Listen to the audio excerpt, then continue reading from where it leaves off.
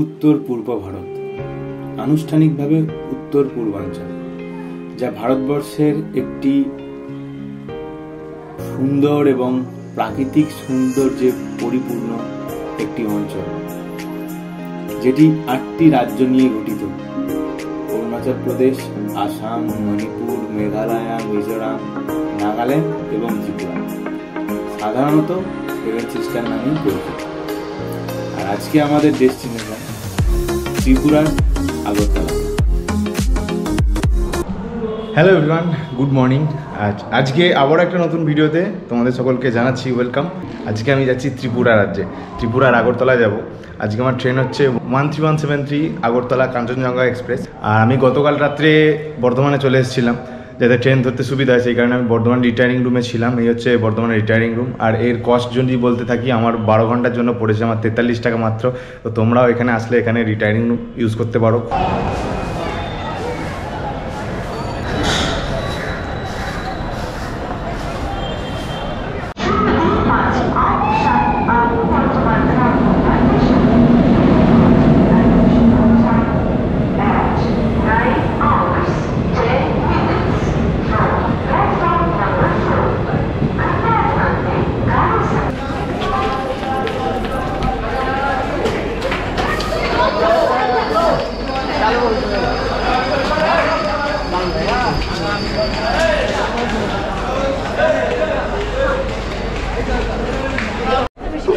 শোনো শোনো শোনো শোনো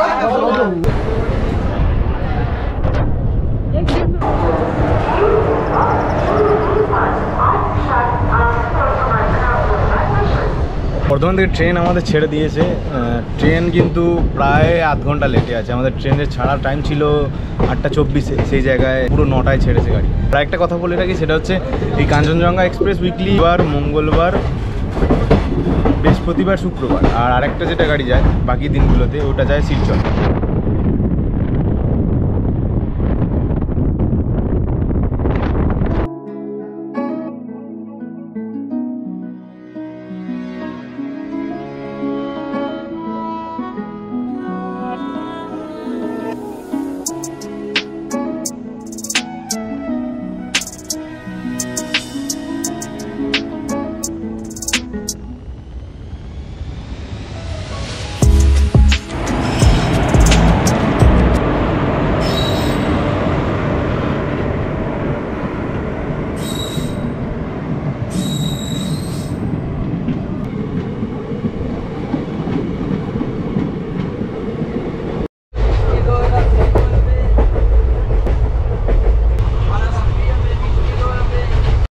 দাস, হ্যাঁ হ্যাঁ, কি নাম? সাগর দাস। 36 38 দেবো 2 লিটার। হ্যাঁ 2 লিটার জল দেবো, 2 লিটার। হ্যাঁ 2 লিটার জল দেবো।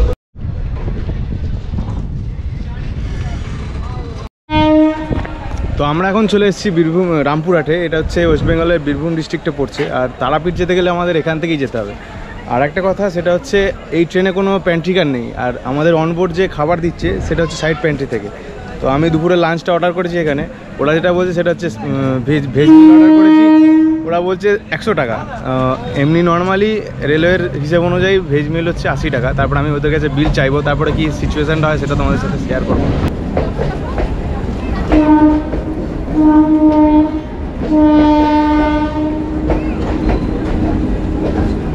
আর এখান থেকে চলে যাচ্ছে রামপুরহাট বর্ধমান মেমু লোকাল।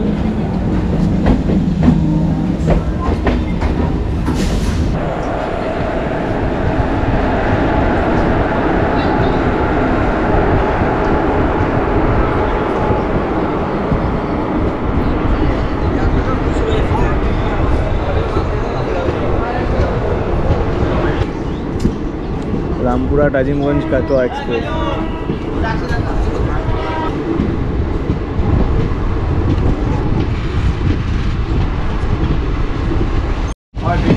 আমরা যে সাইড প্যান্ট্রি থেকে খাবার অর্ডার দিয়েছি আজকে দুপুরে, সেই খাবারটা কিন্তু রামপুরহাট থেকে উঠবে আমাকে যেটা বললো।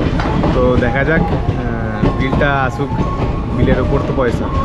ইন্ডিয়ান রেলের নিয়ম অনুযায়ী নো বিল নো পেমেন্ট, আর বিলে তো 100 টাকা থাকলে 100 টাকা দেবো, 80 টাকা থাকলে 80 টাকা দেবো।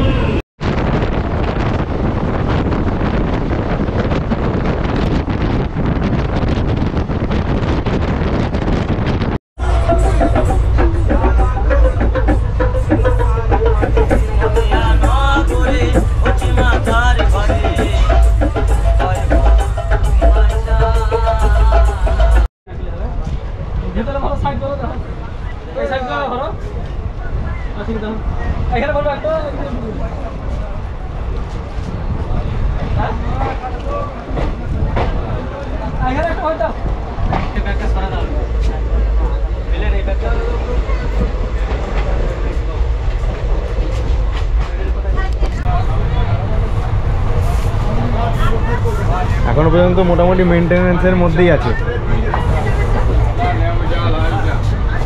আপনারা পুরো আগরতলা অবধি তো ভালো জায়গা। ক্লিনিংয়ের জন্য একটা রিভিউ দিলাম ছোট করে, মোটামুটি এখনো পর্যন্ত ঠিক আছে। আমি একটা জিনিসই বললাম যে আপ টু আগরতলা তো অনেকটা রাস্তা, এই রামপুরহাট মালদা টাউনের মধ্যে ক্লিনিং চলছে, সব ঠিক আছে, কিন্তু আপ টু যেন আগরতলা অবধি এটা বজায় থাকে। বললেন যে না ঠিক আছে আমরা এসটুয়ে আছি, যদি কোনো সমস্যা হয় ডেকে নেবেন, কোনো সমস্যা হবে না। আমি বললাম যে মেন সমস্যা এই ফ্লোরগুলো ক্লিনিংয়ের থেকেও বাথরুমটার দরকার। তো বললো যে ঠিক আছে কোনো সমস্যা নেই, আমরা মোটামুটি মেনটেনের মধ্যে রাখবো। 20 টাকায় 2 লিটার। কী কোম্পানি গো এটা? হ্যাঁ ব্লু।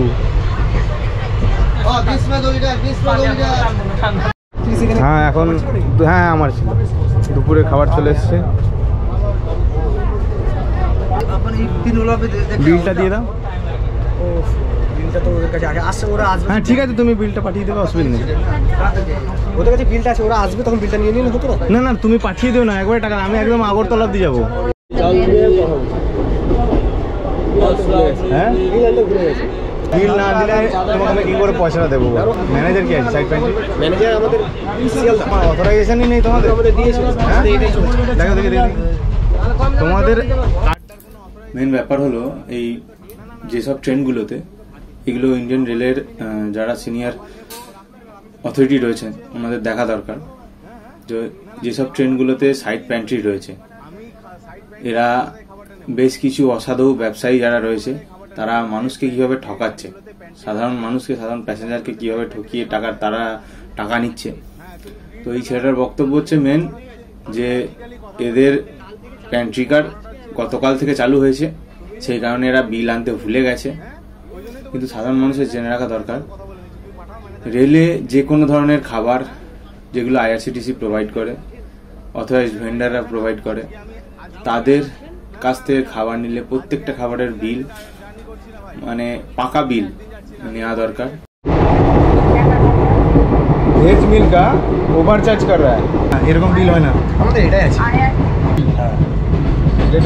এটা ইন্ডিয়ান রেলেতে তুমি খাবার দিচ্ছ, যেখানে বিলটা তুলে নিন ভালো করে। তো একটা জিনিস কি, সেটা হচ্ছে সাইড প্যান্ট্রির একজন স্টাফ এলো, তো তোমাদের দেখলে তুমি ভিডিওতে। তো ঘটনাটা হচ্ছে আমাদের খাবারটা দিয়েছে, খাবারটা দিয়ে আমাকে বলছে আমাদের কাছে বিল নেই। বিল এখন নিয়ে এসছে, ভিডিওতে আছে দেখো বিলটা। তো এই বিলটা দিচ্ছে, এই বিলটাতে না আছে কোনো লাইসেন্স নাম্বার, না আছে কোনো জিএসটি নাম্বার, কিচ্ছু নেই কোনো, শুধু একটা ওই জাস্ট একটা ছাপা বিল। আমি একটা টুইট করেছি আর 139-এ কমপ্লেন করেছি, দেখা যাক কোনো রেসপন্স আছে কিনা। রেলওয়ে ভিজিলেন্সের ওপর আমার একটু ভরসা আছে, কেননা আমি বহুদিন ধরে ট্রাভেল করছি, তোমরা দেখছো। তো রেলওয়ে ভিজিলেন্স যথেষ্ট অ্যাকশান নেয় এই ব্যাপারগুলোতে। তো আমরা এখন চলে এসেছি নিউ ফারাক্কা জংশনে। আমাদের ট্রেন একদম টাইমেই আছে, লেট ছিল যেটা মোটামুটি অনেকটাই মেকআপ করে দিয়েছে। তো এখন এরপরেই আমাদের সেই বিখ্যাত ফারাক্কা ব্রিজ, যেটা আমাদের এই নিউ জলপাইগুড়ি রোডে অন্তত তো খুব পপুলার।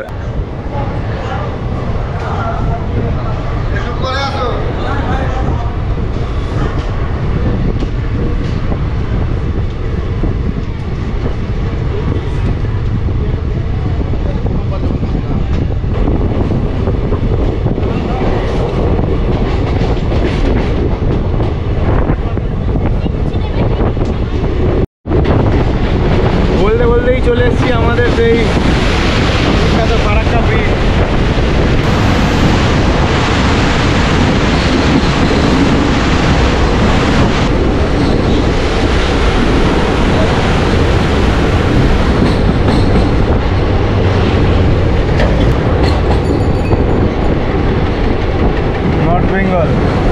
মালদা শিলিগুড়ি নর্থ বেঙ্গল বাস। এখন লম্বা লাইন পড়ে গেছে, জ্যাম লেগে গেছে। বাস জার্নি কিন্তু ট্রেন জার্নির মধ্যে একটা আলাদাই ভালোবাসা। অনেকের আবার বাস জার্নিরও ভালো লাগে। আমার আসলে একটু ওই ভমিটিং টেন্ডেন্সির জন্য বাস জার্নিটা অত কমফোর্টেবল হয় না আমার, সেই কারণে ট্রেন জার্নিটার প্রতি আমার একটু ভালোবাসা বেশি ছোটো থেকে।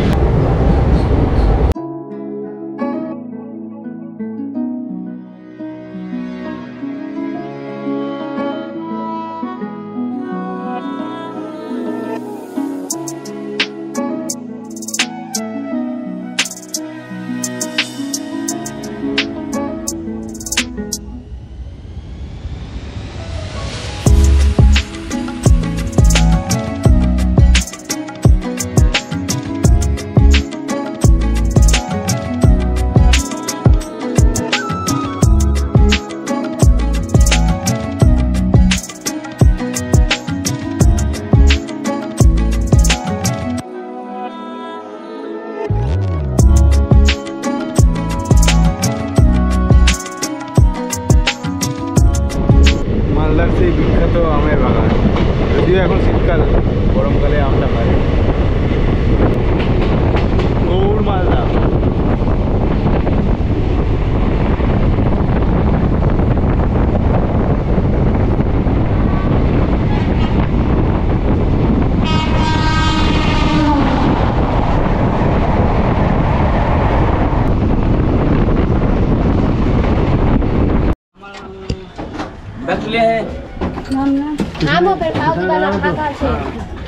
এরকম ভাবে বাচ্চা নিয়ে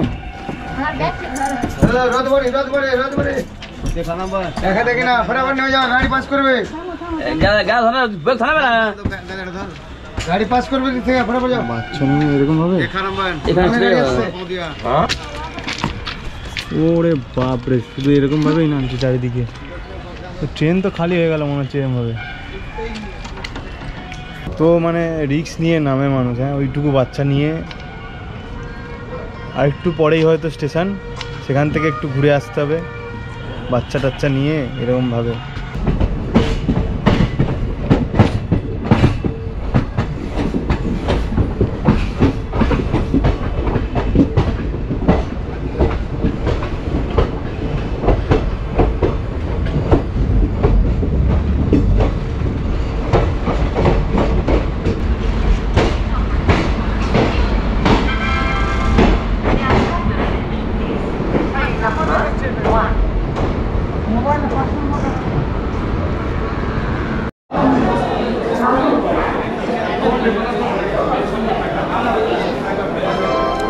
তো এখন আমরা চলে এসেছি মালদা টাউনে, MLDT স্টেশন কোড। আর এখানে অবধি আমরা বর্ধমান থেকে 236 কিলোমিটার জার্নি কমপ্লিট হয়ে গেছে, কিন্তু এখনও প্রায় 1213 কিলোমিটারের জার্নি বাকি। তো জার্নিটা তো কিছুই নয়, এটা সবে শুরু, এখনও বহুত জার্নি বাকি। আর এখানে আমাদের ট্রেনের 10 মিনিটের হল্ট থাকবে, তারপরে আবার এখান থেকে ইঞ্জিন চেঞ্জ হবে, তারপরে আবার যাবে গাড়ি।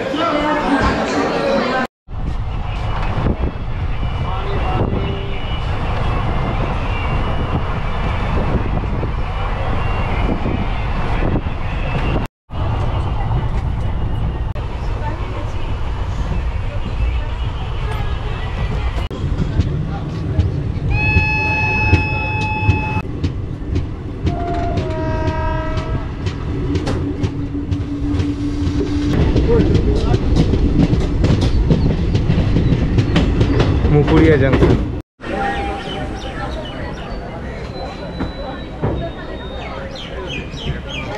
বারশোয়ের আগে গাড়ি দাঁড়িয়ে রয়েছে মুকুরিয়া জংশনে।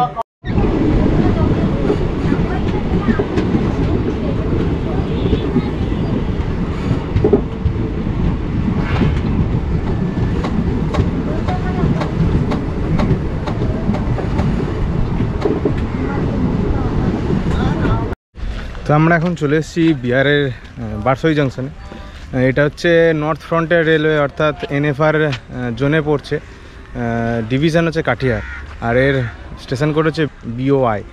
আর এখানে 2 মিনিটের হল্ট। এরপরে তোমাদের সাথে দেখা করবো হচ্ছে কিষানগঞ্জ, তারপরে নিউ জলপাইগুড়ি। আর আমাদের প্রথম পার্টটা নিউ জলপাইগুড়িতেই শেষ হবে, তারপরে আমাদের সেকেন্ড পার্টটা শুরু হবে। একদম অনেক কিছু ভাঙা ফোটা অবস্থায় রয়েছে, মেনটেন্যান্সের মধ্যে রয়েছে পুরোটাই। একদম নতুন নতুনই তৈরি হচ্ছে মনে হচ্ছে। কেউ লাইন বাড়ছে আস্তে আস্তে, জংশনটা আস্তে আস্তে বড় হবে, এরপরে আরও ট্রেন, বিভিন্ন রকমের ট্রেনগুলো এখানে এসে দাঁড়াবে।